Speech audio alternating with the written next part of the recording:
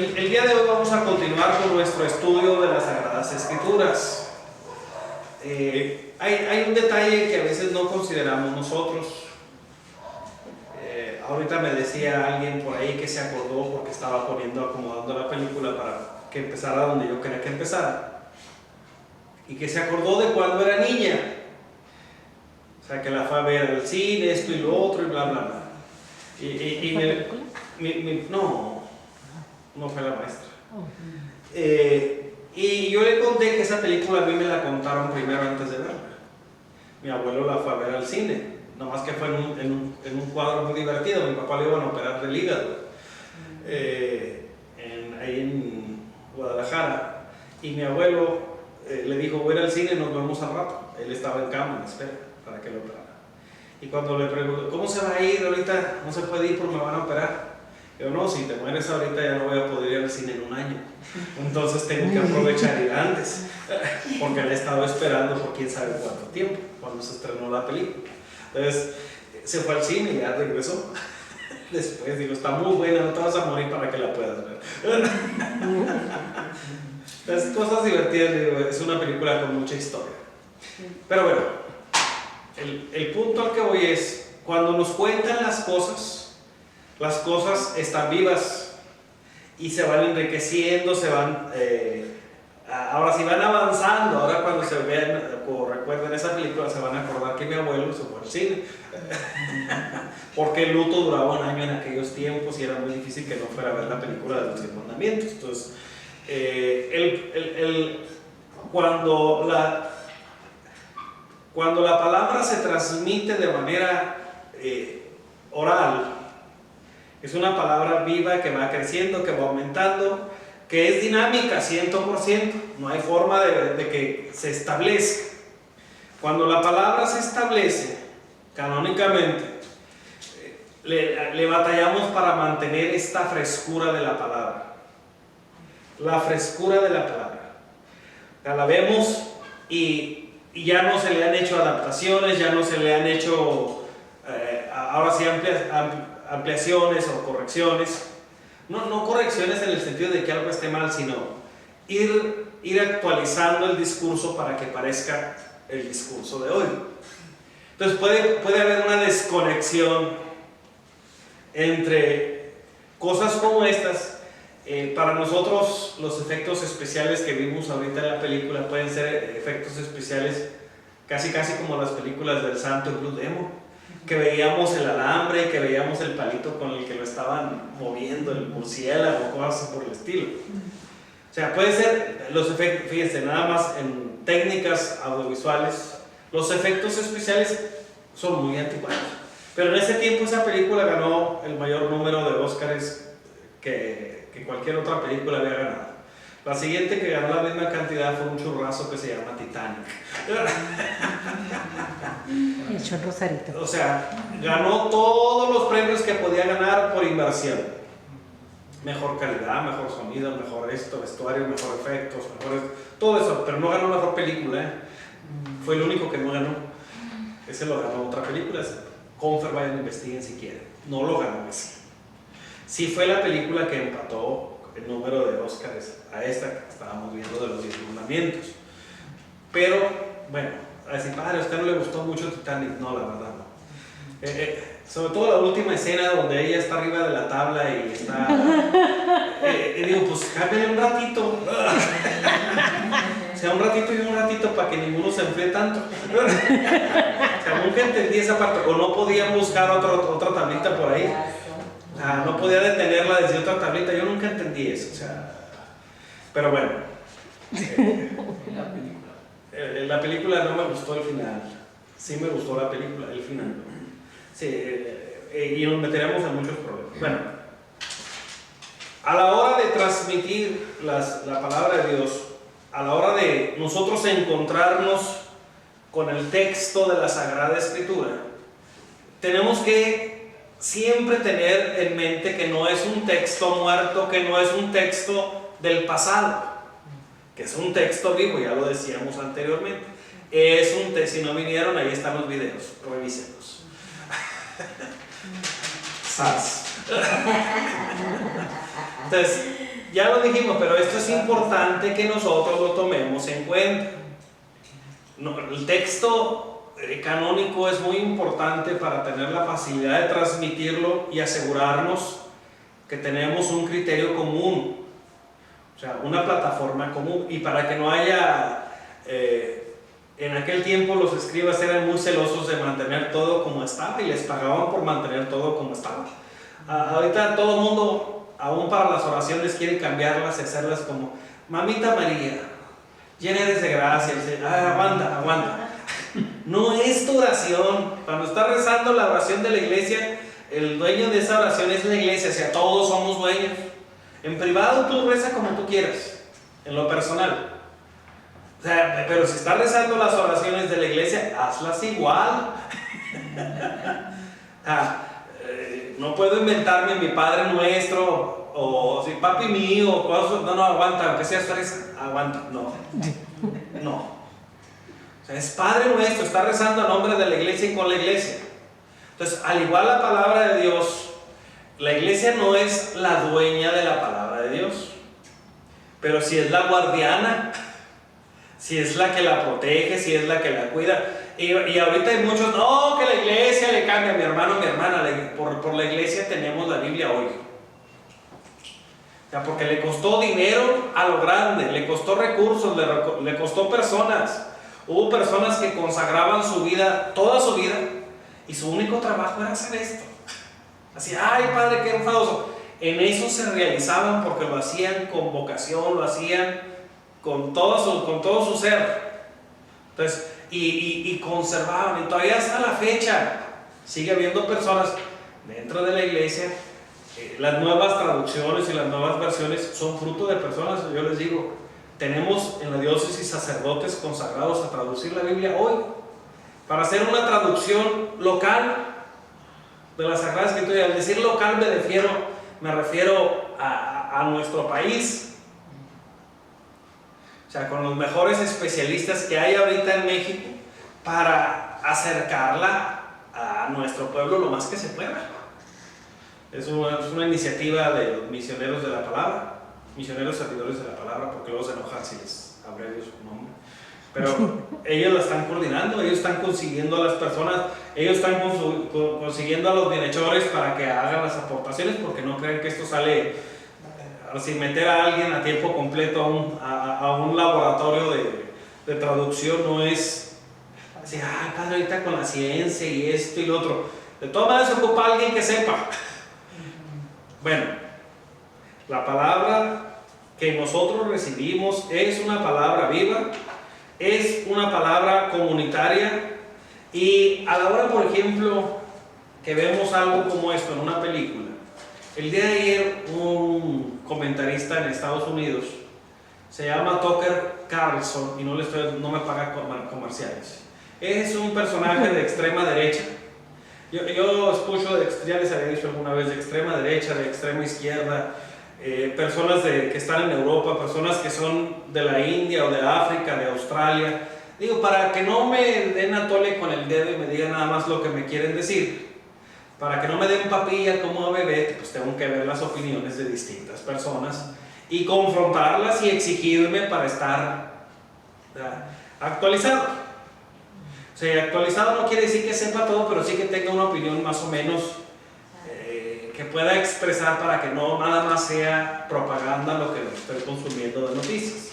Entonces, a la hora que nosotros, bueno, este susodicho empezó su programa citando el Evangelio de San Juan, tal cual, en el principio era la palabra, y la palabra era Dios, y la palabra estaba frente a Dios. Así empezó, porque ahorita en Estados Unidos hay, y al rato nos viene también a nosotros, hay un esfuerzo por censurar las palabras que uno puede decir y las que uno no puede decir. O sea, ya no puedes hablar de todo, porque le llaman desinformación o ahora sí, manipulación de la información. Ellos usan dos palabras, disinformation, y la otra es misinformation. O sea, desinformación e información, como nosotros decimos, fake o falsa. Entonces, existen las dos y están ahorita desarrollando una comisión para que tengan cuidado. Si usted habla mal de algo de lo que ellos están de acuerdo, entonces a usted lo pueden vetar, lo pueden sacar de redes sociales, lo pueden multar y lo pueden llevar a la cárcel en última instancia. Entonces está ese, y él empezaba hablando de la importancia que tiene la palabra, que está hasta considerado en la Sagrada Escritura. O sea, ¿qué tan importante es? Pues tan importante que es el valor fundamental de toda democracia. Más allá de la seguridad y más allá de la salud está la libertad. Y la forma en que expresamos los seres humanos la libertad es a través de nuestra capacidad de hablar y decir de lo que estamos de acuerdo y lo que no estamos de acuerdo. Y expresarlo sin miedo a nuestra persona. Poder expresarlo sin temor a que nos vaya a costar. Y estas guerras se vienen bastante fuertes. Pero el punto es, ¿qué nos ocupa hoy? ¿Qué vimos en la presentación, en los 5 minutos de Cimito que vimos hoy? Que fue más de 5 minutos. ¿Qué vimos? ¿Qué vimos? Así era un barbón que luego se le puso la barba blanca y no le supieron hacer rayitos también como los míos. Yo no traigo rayitos. Es medio falso porque según la Sagrada Escritura era tartamudo y ahí habla pues muy gallardo. Sí, ¿Cómo van a poner a Charlton Heston tartamudo? La palabra de Dios pasa a segundo plano. La propaganda es más importante que el ser fieles a la palabra. Aún en esas producciones hacen una selección y una interpretación de lo que se ajusta a lo que ellos, a sus intereses. No podían poner a Charlton Heston tartamudo en esa época.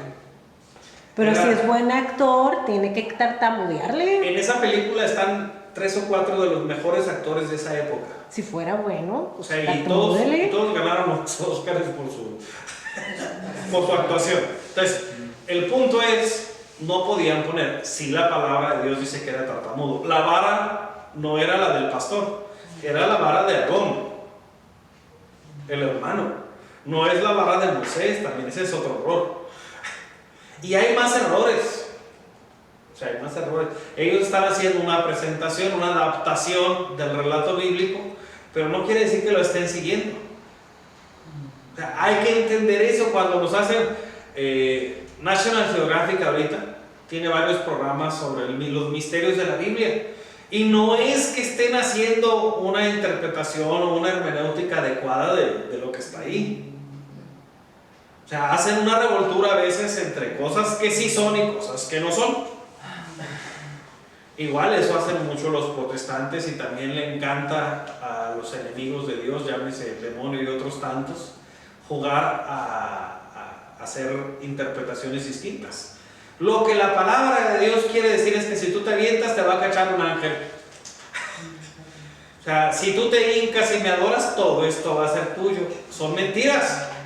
Ey, tranquilo. Son mentiras. O sea, son mentiras que está planteando como si fueran verdades. Entonces hay que tener cuidado con esto. Aún en las películas antiguas, y es una película que hace una buena adaptación, pero de todas maneras es una adaptación de acuerdo a vender el producto, de acuerdo a que lo vean, de acuerdo a que todavía ahorita siguen cobrando si quiere usted ver esa película. Si no tiene ahora sí no está en Netflix, está en Amazon. Comercial. En Prime Video. Por ejemplo, yo estaba viendo la de María Magdalena y es bien, o sea, falsa. Dije, no, pues ya no la vi porque... Es que no hay nada de María Magdalena. ¿Dónde? No hay nada de María Magdalena. Sí, el punto es, no lo mismo hicieron en el Código Da Vinci y en otras de estas.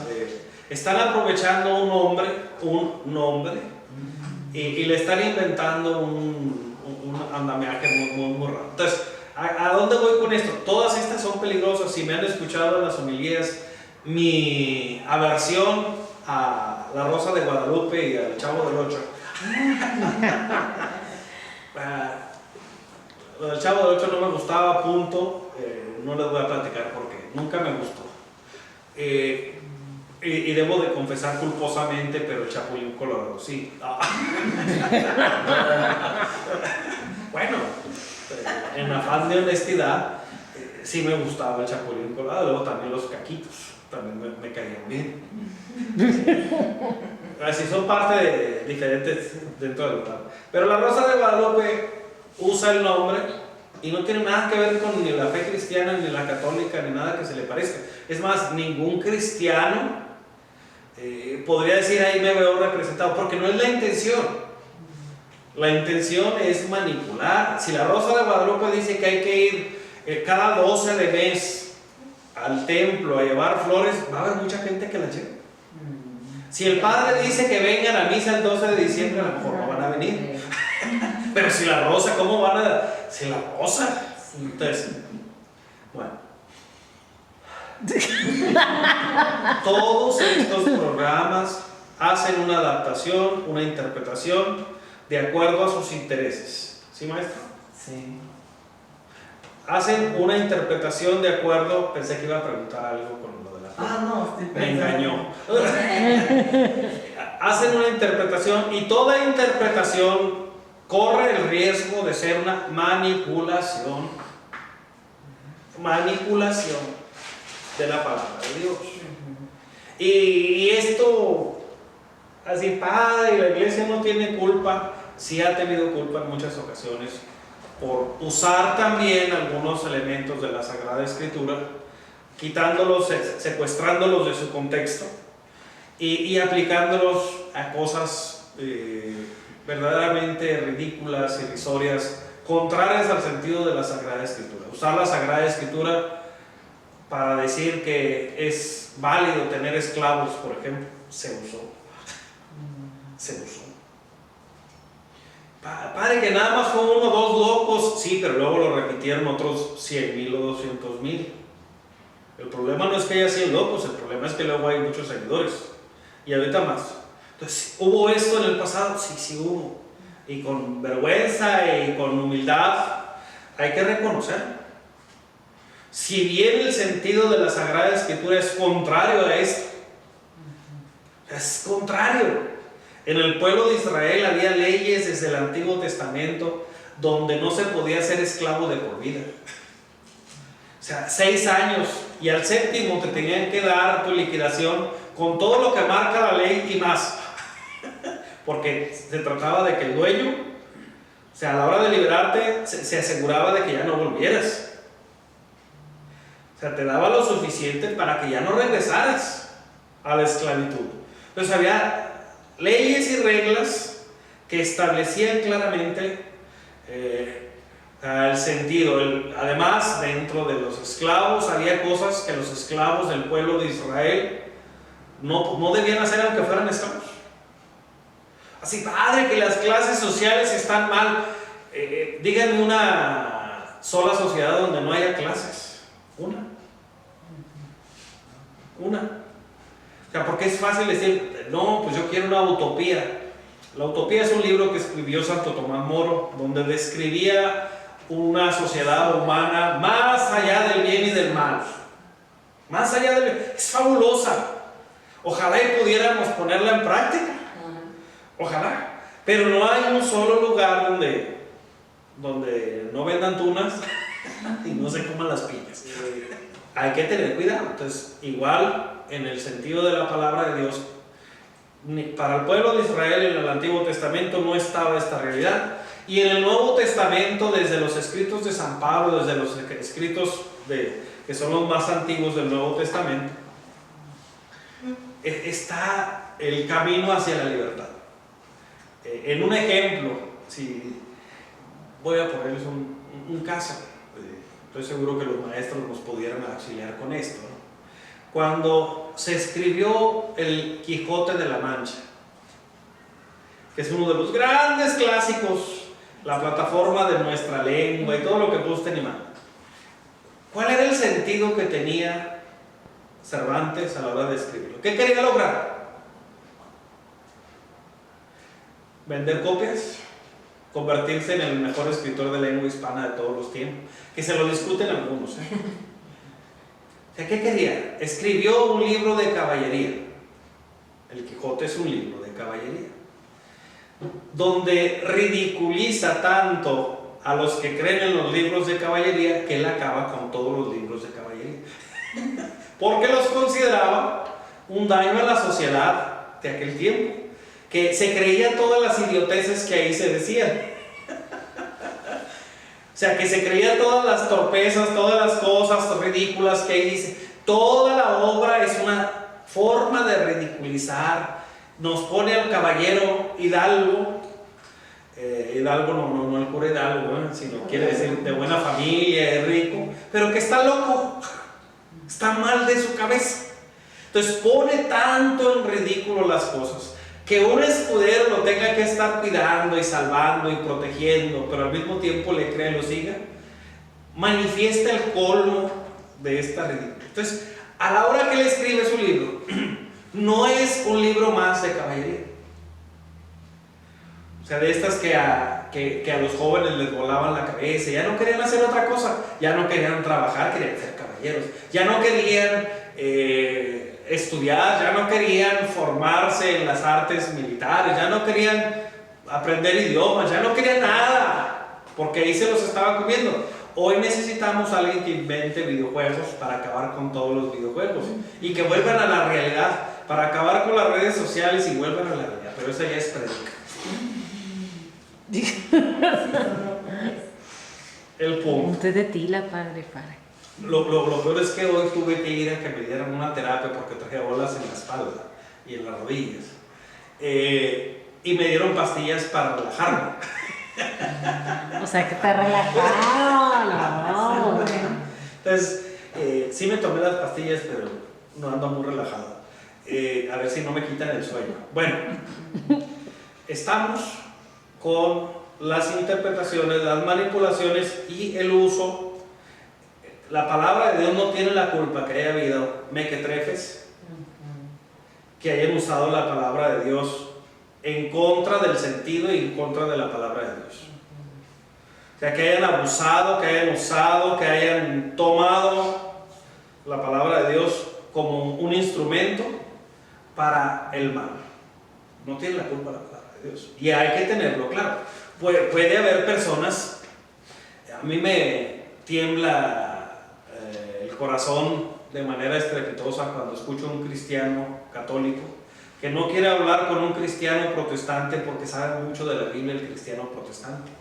Y me da pánico escénico, digo, ahora resulta que los patos le van a tener miedo, que al revés le van a tirar a las escopetas. Ahora resulta que los guardianes ya se nos perdió. Entonces, hay que tener en cuenta esto, ¿verdad? Hay que tener en cuenta. No debemos de tenerle miedo a la palabra de Dios. Si la estudiamos bien, en comunidad y en la iglesia, y la interpretamos junto a la iglesia, con la iglesia, no tenemos por qué tenerle miedo a nadie. Y hay que escucharlos, al contrario, nosotros tendríamos que ayudarlos a salir de sus ignorancias. Porque los que nos llegan, a mí me han amenazado cientos de veces que me van a llevar a los pastores. ¿Cuántas veces creen que han ido? Ni una. Nos marcan con una crucecita negra. No, le ponen un sello de esos invisibles que pasan con el radar y que revisan, le sacan uno la vuelta olímpicamente y esa casa no vuelve. Ya no. O sea, al grado de que pasaban y los saludaba, se daban media vuelta y siguen. Entonces, el punto al que voy, con cuestiones sencillas que me enseñó mi papá, no estoy diciendo las que aprendí en el seminario. Cuando te pregunten de un versículo, ponlos a leer, uno antes y uno después. Usualmente es tan efectiva esa técnica. Ponlos a leer uno antes y uno después. Si se ponen renuentes, dos antes y dos después. Y así vete. Entre más renuentes tú ve aumentando la cantidad. ¿Por qué? Porque se aprenden uno y defender un versículo a ultranza y sin razón es muy fácil. Pero si nosotros buscamos la razón de la fe en ese versículo, descubrimos más. Porque la palabra de Dios no se trata de que quiera ocultarnos o engañarnos o hacernos la difícil. O sea, no es esa la intención es darnos a conocer. ¿Qué se da a conocer? ¿Qué vimos en la película en los 5 minutos de cinito? Vimos 3 o 4 cosas que tenemos que destacar. Primero, La zarza ardiente. el uso de los signos. O sea, recordemos que toda la Sagrada Escritura primero se transmite de manera oral, no todo y no completo, pero los grandes, ahora sí, fundamentos o los grandes elementos textuales primero se transmiten de persona a persona. Estamos hablando, ya hablamos de la línea del tiempo la vez pasada, y estamos hablando de el pueblo de Israel que todavía no era pueblo. Son algunas tribus, algunas familias. Al decir tribus, nosotros estamos bien maltratados a veces. Si le digo a alguien que de qué tribu es, está diciendo que le estoy diciendo nativo americano.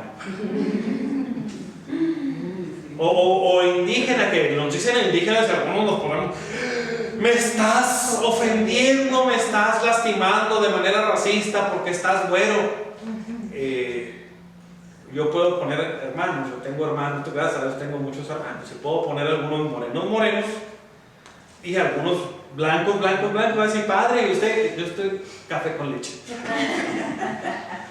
O sea, como me vean es otra historia. Les puedo traer a mis hermanos para que los vean y luego voy a decir, ay padre, y así están mis sobrinos, así tengo sobrinas, así tengo cuñadas, así tengo cuñados. O sea, no, así, ay padre, son racistas, pues vayan y vean y se van a dar cuenta que no. O sea, independientemente, no es una ofensa, no tendríamos por qué ofendernos, porque nos hablan de nuestras raíces. En su casa puse un puñal azteca y tengo algunas cosas de repujado que fui coleccionando, que me fueron regalando o que me fue encontrando en ese bote. Y así, ay, ¿tú qué? Si ni eres tú quieres más a los americanos, busquen algo americano ahí. O sea, hasta un dominó que dice México por un lado, Chinches Bravas, Michoacán por el otro. Entonces, el punto al que voy. Cuando hablamos de tribus, estamos hablando de grupos de personas que tenían sus propios jefes, que tenían sus propias organizaciones dentro de eso. Usualmente al estilo antiguo, con un consejo de ancianos, con alguna figura religiosa dentro del contexto, todo eso. Alguien que cuidaba la organización y las cuestiones de salud. Una organización primitiva básica. No debería decir primitiva y básica, con uno solo de los dos bastaría, pero primitiva y básica. Entonces, a la hora que nosotros contemplamos esto, sabemos que ni todas las tribus fueron a Egipto. De hecho, la palabra de Dios no dice que todas las tribus fueron a Egipto. Dice que el pueblo de Israel creció y se multiplicó en Egipto. O sea, a raíz de 300, 400 años. En 300, 400 años, familias sanas. Así, en comparación de qué los está poniendo. Bueno, entre el pueblo egipcio en ese tiempo había situaciones endogámicas que destruían sus familias. O sea, va a decir, ¿qué es endogámico? Se casaban hermanos con hermanas. Y eso fue dañando la riqueza genética del pueblo y se iban muriendo más y más. Ahora, si en contraposición con el pueblo de Israel, esto no pasa. Entonces, obvio lo que pasa en Estados Unidos y en muchas otras partes. Los americanos que son anglosajones se reproducen poco. Los latinos y los asiáticos no reproducimos más. O sea, eventualmente van a desaparecer. La misma historia, van a desaparecer. O sea, va a decir, ay padre, en 400, 500 años, ¿cómo creen que va a ser la mayoría? Ahorita ya la minoría más grande es la de los latinos, por ejemplo. La segunda minoría más grande es la de los asiáticos. Que luego no estoy ofendiendo, no estoy hablando por regiones y no tengo afán de... Pero bueno, el punto es, esto mismo pasó en Egipto. Ellos empezaron a progresar, a reproducirse como Dios manda. Así, padre, ¿cómo manda Dios? con responsabilidad y con apego a la ley de Dios. ¿De qué vamos a hablar? ¿Qué más vimos ahí? Además de todos estos signos que son parte de la construcción de una historia, y cuando uno construye una historia necesita retomar signos, imágenes que se queden grabados. El río de sangre. Todas las plagas. Así, padre, pero no está diciendo que son inventadas. No estoy diciendo que son inventadas. Estoy diciendo que se están tomando signos y señales que van a impactar. Ahora, ¿qué fue lo que hizo salir al pueblo de Israel? ¿Los signos o Dios? Dios. O sea, no hay. O sea, de la manera que ustedes gusten y manden si lo queremos ver en términos sociológicos nada más, sin meternos a fe, estamos hablando de un principio religioso que le da sustento a una transformación social. O sea, es un sustento religioso. No estamos metiéndonos a si pasó o no pasó. La realidad histórica es que fue esa conciencia nueva. ¿Conciencia nueva de qué? De que hay un Dios. Otra vez, si se acuerdan de la clase pasada, los principios fundamentales del Génesis van a empezar a progresar, a evolucionar en el resto de los libros del Antiguo Testamento. En el Génesis no nos metemos en el problema del nombre de Dios. Aquí sí, y de hecho lo tradujeron mal. Dijeron Jehová. Eso lo dijeron en la fuente, no a la hora que está hablando junto a la zarza. Porque ahí dijo yo. Dijo, yo soy lo que soy. Y no es yo soy lo que soy, yo soy el que soy. La traducción. No es material, es existencial. Yo soy el que soy. Y esto tiene consecuencias. Tiene consecuencias. La revelación del nombre de Dios. Y es el tetragrama lo que está ahí, que nosotros no pronunciamos. O sea, Yahvé. No debemos de pronunciarlo, pero eso es lo que está. Ese es el tetragrama. Y la traducción es complicada, y ahí hicimos el experimento con las letras, y las letras que no aparecen, que son las consonantes, las vocales, puras consonantes. Pero los estudiosos han llegado al acuerdo de que es la forma correcta de pronunciarlo. De hecho, los testigos de Jehová se equivocaron a la hora. En inglés no suena tan mal Jehová. Sí se parece, porque Yahvé va con doble V. O sea, sí lleva. Pero bueno, su traducción está mal hecha de todas maneras. Y estos, los lingüistas lo pueden comprobar, no es cuestión mía. A lo que voy es, la revelación del nombre de Dios es algo fundamental para el pueblo de Israel. Conocer el nombre de alguien es estar en relación con esa persona. Decir el nombre de una persona implica estar en una relación con esa persona.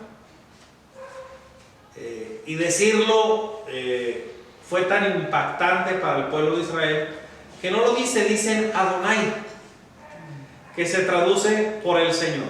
¿Y cómo dicen los griegos el Señor?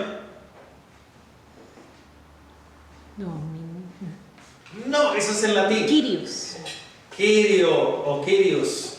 Es Kyrio. Lo dice usted en el canto. Kyrie eleison. Señor, ten piedad. Ahora, este Kyrie ¿es igual al Adonai? Sí. O sea, el nombre que se usa en el Antiguo Testamento para referirse al Dios de Abraham, de Isaac y de Jacob, que es el centro del Éxodo. El centro del Éxodo es la revelación del nombre de Dios. ¿Qué representa para el pueblo la revelación del nombre de Dios? Representa la libertad, pero no envuelta con flores y moños. Porque que otra vez decir, padre, ¿por qué se ríe? Algunos pensamos que ya la tenemos hecha con el simple hecho de saber que Dios nos ama. No, mi hermano, si sabes que Dios te ama, tienes que portarte de una manera. O sea, tienes que vivir tus actitudes, tus opciones, tus decisiones, tu forma de relacionarte con los demás no va a ser la misma. No debe ser la misma, debe ser más. Entonces, ¿qué implica la revelación del nombre de Dios para el pueblo de Israel? Implica la libertad, pero la libertad como una invitación corresponsable, como una invitación a una aventura que hace falta vivirse.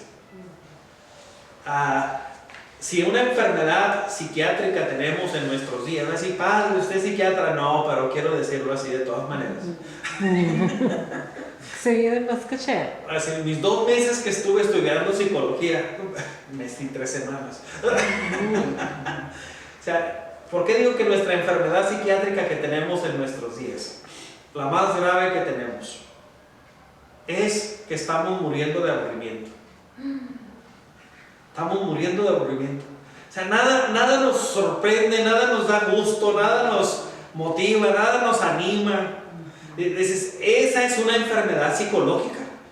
Nuestra misión, existen algunos psicólogos muy famosos que hablan sobre la logoterapia, la capacidad de darle sentido a nuestra existencia.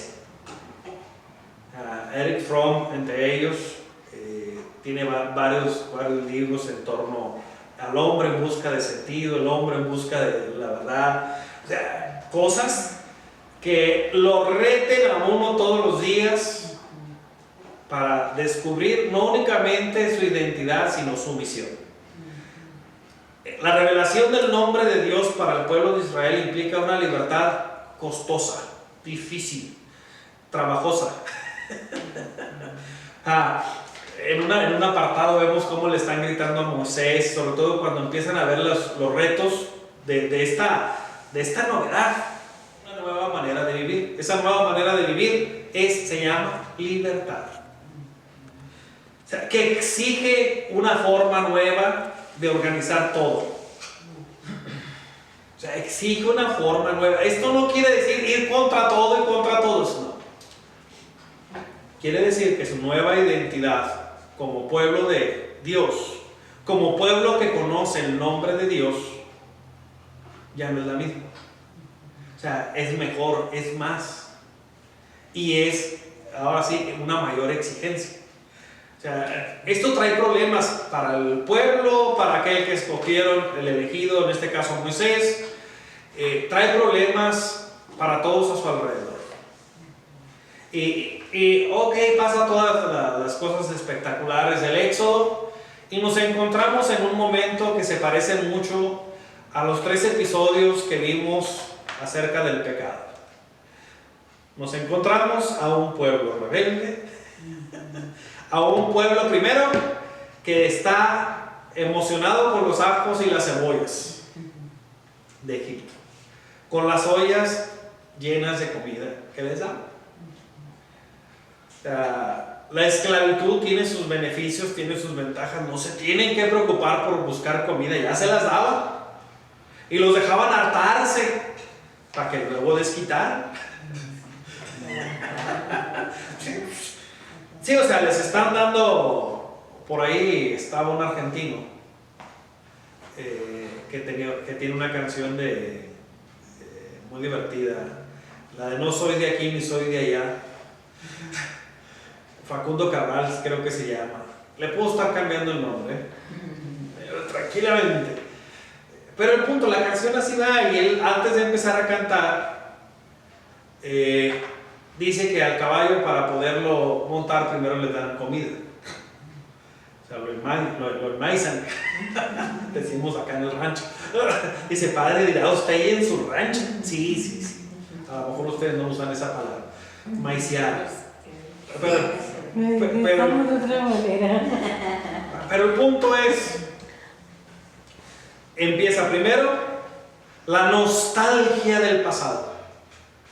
Primer episodio en torno a la presencia del mal. Ojo, estar viendo al pasado es algo que no está de acuerdo al proyecto de Dios.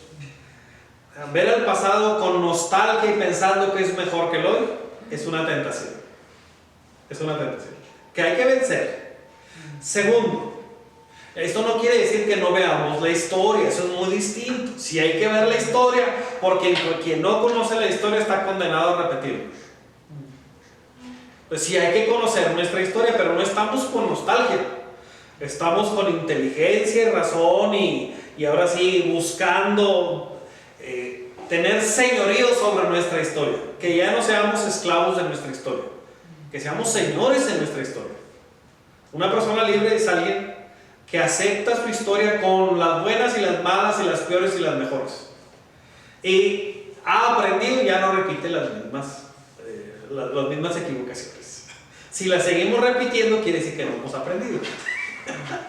Y hay que seguir avanzando. Primera cosa, la nostalgia y el quererse regresar. Segunda cosa, la idolatría y el rechazo a lo que Dios comparte como un proyecto de salvación. Aún en el desierto les acaban de traer las piedras de la ley, los 10 mandamientos, nuevecitos, saliditos de la mano de Dios. Así, y algunos piensan que Dios se puso a escribir en las piedras. No estamos hablando de eso. No fue así. El signo de escribir en piedra significaba que era algo que era para toda la vida, o para toda la historia, o para siempre. O sea, lo escrito en piedra en las culturas de aquellos tiempos era para siempre.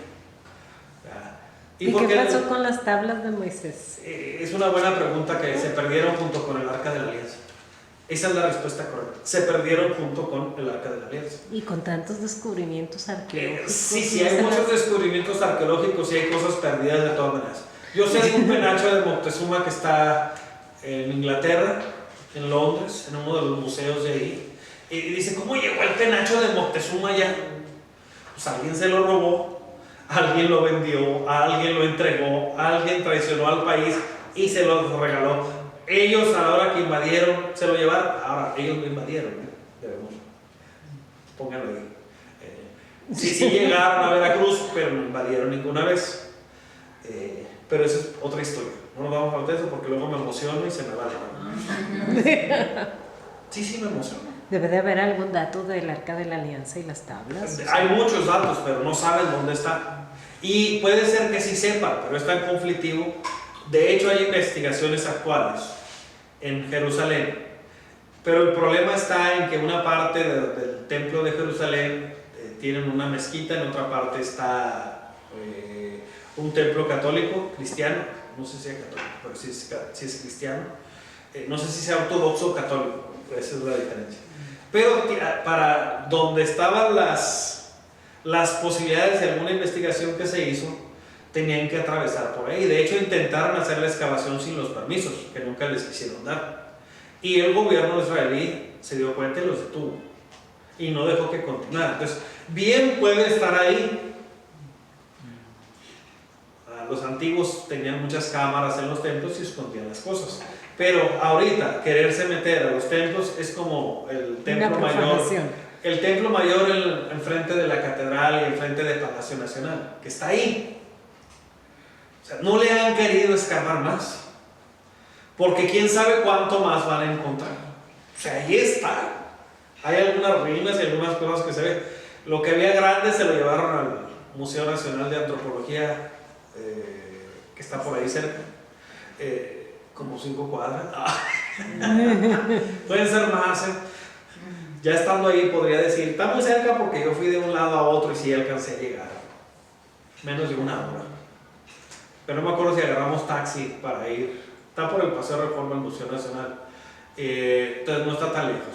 Sí hay que salir del centro histórico. Pero esa es otra historia. Entonces, sí hay posibilidades de que ahí esté el Arca de la Alianza. No sabemos. Porque no se ha permitido la entrada a las investigaciones, porque no solo es de parte del pueblo de Israel, sino es los problemas con la parte musulmana y los problemas con la parte cristiana. Y no quieren alborotar el avispero más de lo que ya está alborotado.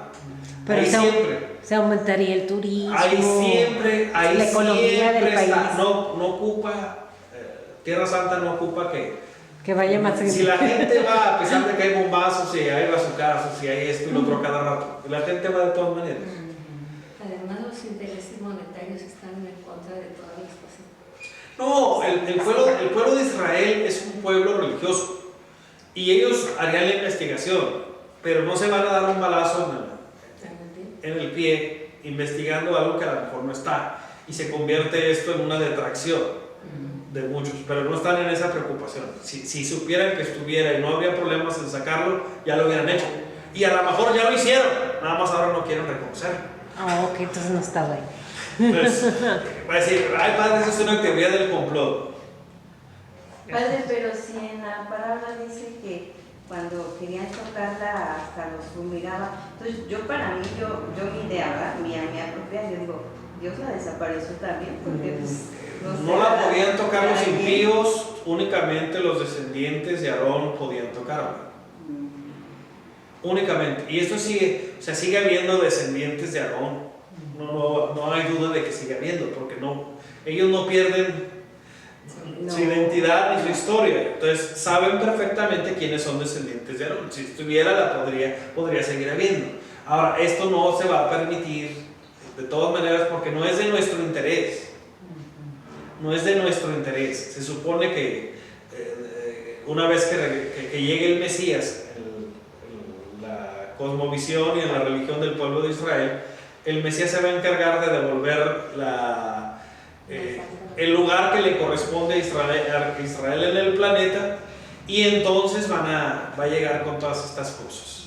Y ojo, no es apocalíptica dentro del pueblo de Israel. Para nosotros la segunda venida del Mesías es apocalíptica, es el juicio, es el fin de los tiempos, pero en el caso del pueblo de Israel no es así. Pero bueno, basta. El punto, la segunda tentación, la idolatría en torno a las leyes, en torno a los 10 mandamientos, y hay un tercer episodio en el Éxodo antes de llegar al siguiente libro, que es ya el tiempo de Josué. Mandan algunos espías y los que regresan bien paniqueados. Son unos gigantes, están bien fuertes, no vamos a poder con ellos, vamos regresándonos. Quizás 40 años a caminar por el desierto. Porque esa generación esclava no superó su paradigma de esclavitud. Ocupaban ayuda psicológica. Todos ocupamos ayuda psicológica, todos. No hay uno, si padre le está haciendo promoción a los psicólogos, todos ocupamos ayuda psicológica. Algunos la ocuparemos de parte de mamá, de papá, de un hermano, de otra hermana, y otros a nivel profesional. Pero esa es otra historia, no nos vamos a meter. Es decir, habría que recuperar. Antes era fácil buscar confidentes y las personas eran educadas y eran buenos confidentes. Ahorita le tenemos desconfianza a todo el mundo porque no sabemos quién lo va a publicar primero en el Face o en el Twitter. O sea, tenemos escalofríos. El libro de los números inicia en este punto, con este tercer episodio de desgracias, de que descubren a los habitantes y les tienen miedo. Y el pueblo se quiere regresar. Otra vez la tentación, la nostalgia, volver hacia atrás.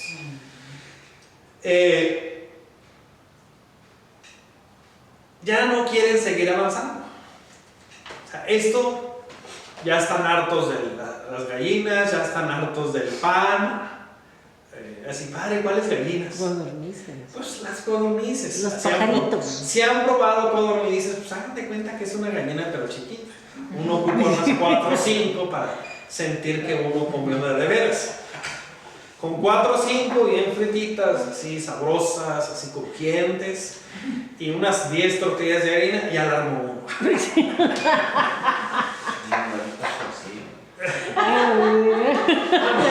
Lo tiene bien consentido ahí. No, sí, Comía eso con sus abuelitos. No, pues son comidas. A mí también me tocaron muchas discadas de codornices. Cuando éramos pobres y podíamos ir a Estados Unidos en menos de 10 minutos, y que costaba 10, 15 dólares la caja. Y uno se ganaba esos 10, 15 dólares en un día de trabajo. O sea, cuando éramos pobres, pero nuestro dinero valía más. Sí se podía ir y comprar 2 cajas, 3 cajas, 4 cajas de codornices. Y pues duraban hasta que ya no quisiera ver uno ninguna por miedo a que le salieran plumas. O sea, pero bueno, ahí tenemos el libro de los números. El libro de los números empieza en este apartado con esta crisis del pueblo que se niega a avanzar, que tiene miedo, que ve los problemas de forma gigantesca, desproporcionada, y por lo tanto se regresó todo lo anterior. Entonces, los números trata de esta historia de rebeldía, una rebeldía, otro castigo, otra situación, otra corrección, otro momento difícil, incluyendo a Moisés con las dudas. El libro de los números nos explica por qué Moisés no puede entrar a la tierra prometida, porque no puede cruzar, porque le dicen que le pegue a la piedra y le pega 2 veces. Porque dudó.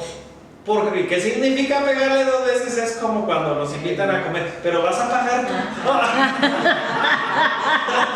Yo no traigo dinero, vas a pagar tú. Nos preguntan 20,000 veces. ¿Saldrá agua? Sácale piedra sácale agua a esta piedra, decir, ni que fuera Moisés. El libro del Deuteronomio es un resumen de los últimos discursos, testamento espiritual y enseñanzas de Moisés antes de morir. Es su testamento. El Deuteronomio es su testamento. Cuando llegues a la tierra prometida, vas a tener que organizarte, vas a tener que hacer esto, vas a tener que hacer lo otro. Era un pueblo nuevo y se estaba organizando para ser un pueblo nuevo. Ya había aprendido cuál era su identidad, cuál era su misión, a qué lo estaba invitando el Señor, Adonai, en este caso, a qué lo estaba llevando el Dios de Abraham, de Isaac y de Jacob, a dónde lo quería acomodar. Entonces, esto es la salida de Egipto y la historia. ¿Qué podemos concluir? Miren, hay que tener cuidado a la hora de leer el Éxodo, sobre todo de las cosas espectaculares. Recordemos que las cosas espectaculares, los signos, son bien pequeños. No son los signos lo importante, es quién hace los signos. No son los signos y las consecuencias que puedan tener, es quién está guiando, ahora sí, el ritmo de la historia. ¿Quién lleva el paso a la hora de estar guiando la historia? Entonces, ¿por qué les digo que hay que tener cuidado? Cuando yo leí por primera vez la Sagrada Escritura, ya obvio yendo a misa había escuchado estos relatos, sobre todo en las vigilias pascuales. Ya cuando me tocó leerlo a nivel personal, me tocó ver estos milagros, y los milagros del Antiguo Testamento siempre eran más espectaculares que los del Nuevo. ¿Qué quiere decir? Que los autores de los libros sagrados se daban más libertades literarias y construían y tejían alrededor para que luciera más. Es como los vestidos de algunas zonas de México, cuando les ponen lentejuela y Shakira y listones y cosas así, dice uno. Y hay otros que están muy tranquilos y nada de eso, más austeros. O sea, entre más cargados, entre más complicados sea, quiere decir que hubo más esfuerzos, más esfuerzo para hacerlo. Entre más sencillos y humildes sean, quiere decir que hay más realidad. No quiero decir que no se dieron estas cosas, ojo. La enseñanza teológica es, los autores se valieron de todo lo que pudieron, con tal de que el pueblo reconociera su identidad, su existencia, sus raíces, porque no eran las raíces de todos. Recuerden que los pueblos que venían de Egipto, las tribus, habían descubierto el nombre de Dios, habían descubierto la llamada a la libertad, habían descubierto que valía la pena ser parte del pueblo de Abraham, de Isaac y de Jacob.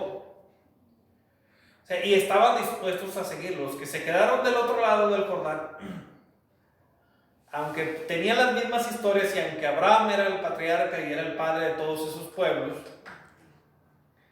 no conocían el nombre de Dios. Y de hecho hasta le llaman diferente. Para los que vienen de Egipto es Adonai. Para los que están en esas tierras es Elohim. O sea, es diferente el nombre. Va a decir, ay padre, ¿por qué el Señor cuando se dirige en la cruz, Eli, Eli, lema sabactani? Así porque ya se había sincronizado las tradiciones. El Génesis hizo este trabajo, ya lo habíamos visto. El Génesis, se me quedó viendo. Los que estaban despiertos, vea también usted el programa. No estoy diciendo nada. Vea el capítulo 5 y se va a dar cuenta de que lo que estamos diciendo ya lo habíamos dicho. Entonces, las distintas versiones del Génesis de la creación nos hablan de esto. Muy bien, ¿alguna pregunta o queja? Padre, escuché de un padre que dijo que cuando ya se lee la Biblia bien a fondo, se entiende que el primer libro pudiera haber sido primero el Éxodo y después el Génesis. Lo que pasa es que para llegar al Éxodo tenían que explicar de dónde había salido el ser humano y darle un marco. Las ideas básicas que vimos del Génesis son el marco. O sea, ¿cuál es el trabajo de todo el Génesis? Poner al pueblo de Israel en Egipto.